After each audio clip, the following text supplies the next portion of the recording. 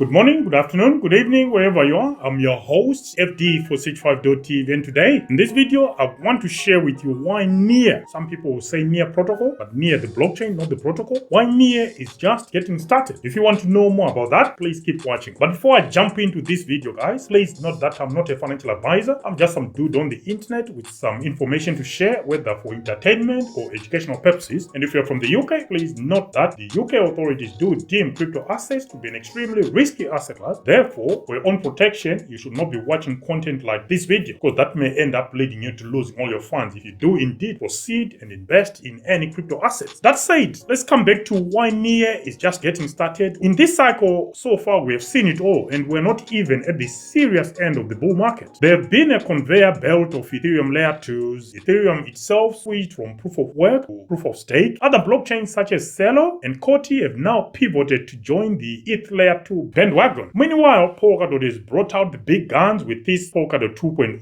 while over at Cosmos, it continues to churn out a mixture of absolute gems. You're talking of your Celestia, your Injective, and so forth, and at the same time, produce some pure crap. I'm not going to mention them, but you know what I'm talking about. Then we also have Cardano, that is just doing what Cardano has always done, being as slow at anything as FCUK. And Solana is getting destroyed by meme coin volumes, the network coming to a standstill or stop producing blocks because there's too much volume from meme coins. So that's plenty of fun to occupy you for the rest of your life as far as this cycle goes anyway. But there is one constant though that remains throughout this chaos. For me, that's NEAR. I don't think NEAR has got started just yet, like I said at the top of the video, and here is why. Let me share with you what I think or what I'm looking at. NEAR provides a community-operated cloud infrastructure for deploying and running decentralized applications. It combines the features of a decentralized database with others of a serverless compute platform. Now that it's chosen to head down the AI route or to focus on AI, this thing is just going to be unstoppable, because you can integrate AI into almost anything, any walk of life. You can integrate AI where it's feasible, of course. Let's start with data availability. NEAR offers a data availability layer compatible with layer 2 framework. NEAR's data availability layer simplifies and lowers costs for roll-up network. The components to lowering data availability fees are, you got the blob store contract. This is a contract that provides the store for arbitrarily data availability block. In practice, these blobs, don't worry, blobs is not a universally known term. It's a term NEAR uses for specific things. Some people might know blobs as something else. Anyway, the blob store contract is a contract that provides the store for arbitrarily data availability blobs. In practice, these blobs are sequencing data from rollups, but they can be any data. This works by taking advantage of NEAR's consensus around receipts. When a chunk producer processes a receipt, there is consensus around that receipt. Again, chunk, another term that only makes sense within the NEAR ecosystem and technical knowledge of the ecosystem itself. However, once the chunk has been processed and included in the block, the receipt is no longer required for consensus and can be pruned. The next component we want to look at is light client, which is a trustless off-chain